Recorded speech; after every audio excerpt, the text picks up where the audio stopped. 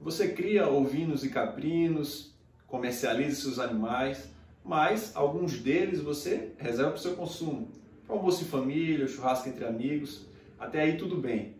O problema é na hora de beneficiar essa carcaça, não é?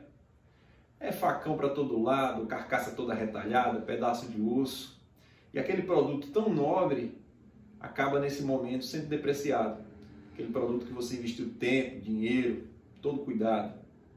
Então, para isso, eu criei um evento gratuito, Cortes Nobres em Cordeiro e Cabrito, onde eu vou te ensinar a fazer 2 cortes nobres para melhor aproveitar aí seu produto. Para participar, clique em Saiba Mais ou arraste para cima.